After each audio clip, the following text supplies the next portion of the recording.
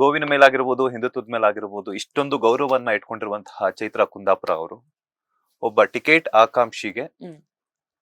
ಒಂದು ಟಿಕೆಟ್ ಅನ್ನ ಕೊಡಿಸ್ತೀನಿ ಒಂದು ಪಕ್ಷದಿಂದ ಅಂತ ಹೇಳ್ಬಿಟ್ಟು ಮೋಸ ಮಾಡಿದ್ದಾರೆ 5 ಕೋಟಿ ರೂಪಾಯಿಗೆ ಅಂತ ಹೇಳ್ಬಿಟ್ಟು ಒಂದು ಆರೋಪ ಬರುತ್ತೆ. ಹ್ಮ್. ಆ ಆರೋಪದ ಬಗ್ಗೆ ನಿಮ್ಮ ರಿಯಾಕ್ಷನ್ ಏನು? ಕೋರ್ಟ್ ಕೇಸ್ ಕೋರ್ಟ್ ನಲ್ಲಿದೆ. ಆರೋಪ ಸುಳ್ಳು ಅನ್ನೋದನ್ನ ಸಾಬೀತ್ ಮಾಡ್ಕೊಡೋದಕ್ಕೆ ನಮ್ಮ ಕೋರ್ಟ್ ಅವಕಾಶ ಖಂಡಿತವಾಗ್ಲೂ ಕೊಟ್ಟೆ ಕೊಡುತ್ತೆ.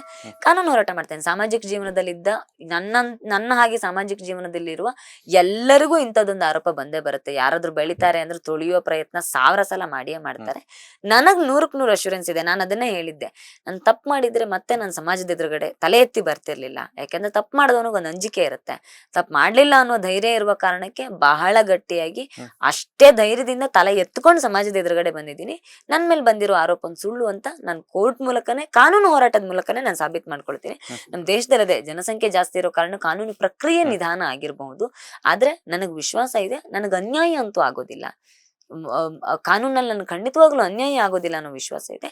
ಕೋರ್ಟ್ ನೋಡ್ಕೊಳ್ಳಿ. ಕೋರ್ಟ್ ಸಂಪೂರ್ಣವಾಗಿ ಏನು ಹೇಳುತ್ತೋ ಅದಕ್ಕೆ ನಾನು ತಲೆ ಹಾಕ್ತೀನಿ. ಬದುಕಿನ ಕೊನೆ ಕ್ಷಣ ತನಕ ಅದಕ್ಕೋಸ್ಕರ ಹೋರಾಡ್ತೀನಿ. ನನ್ನ ತನವನ್ನ ನನ್ನ ಮೇಲೆ ಬಂದಿರೋ ಆರೋಪದ ವಿರುದ್ಧ, ಇದು ಒಂದೇ ಕೇಸ್ ಅಲ್ಲ, ಎಲ್ಲಾ ಕೇಸುಗಳ ವಿರುದ್ಧವೂ ಅಷ್ಟೇ. ಸಾಮಾಜಿಕ ಜೀವನದಲ್ಲಿ ಇರುವವರು ಅದನ್ನ ಗಂಭೀರವಾಗಿ ತಗೊಂಡು ಹೋರಾಟಕ್ಕೆ ನಿಲ್ದೆ ಹೋದ್ರೆ ನಾವು ಈ ಕ್ಷೇತ್ರದಲ್ಲಿ ನಿಲ್ಲೋದಕ್ಕೆ ಸಾಧ್ಯ ಆಗೋದಿಲ್ಲ. ನಾನು ಯಾವಾಗ್ಲೂ ಹೇಳ್ತೀನಿ, ಕಾಲು ಎಳೆಯೋರು 100 ಜನ ಇದ್ರೆ ಕಾಯುವನ ಮೇಲೆ ಒಬ್ಬ ಇರ್ತಾನೆ ಅಂತ. ಸೊ ಆ ಕಾಯುವವನ ಮೇಲೆ ನಂಬಿಕೆ ಇಟ್ಟು, ಕಾನೂನಿನ ಮೇಲೆ ಗೌರವ ಇಟ್ಟು, ಕೋರ್ಟ್ ಏನ್ ಹೇಳುತ್ತೆ ಅದಕ್ಕೆ ಬದ್ಧವಾಗಿರ್ತೇನೆ. ಕಾನೂನು ಹೋರಾಟ ಖಂಡಿತ ಮುಂದುವರಿಸ್ತೇನೆ. ನನ್ನ ಮೇಲೆ ಬಂದಿರೋ ಆರೋಪವನ್ನು ಖಂಡಿತ ನಾನು ಹೊಡೆದೊಡಿಸ್ಕೊಳ್ತೇನೆ. ಲೇಟೆಸ್ಟ್ ಹಾಗೂ ಇಂಟ್ರೆಸ್ಟಿಂಗ್ ಸುದ್ದಿಗಳಿಗಾಗಿ ಬಾಸ್ ಟಿವಿ ಕನ್ನಡ ಚಾನೆಲ್ನ ಸಬ್ಸ್ಕ್ರೈಬ್ ಮಾಡಿ. ಹಾಗೆಯೇ ಬೆಲ್ ಐಕಾನ್ ಪ್ರೆಸ್ ಮಾಡಿ.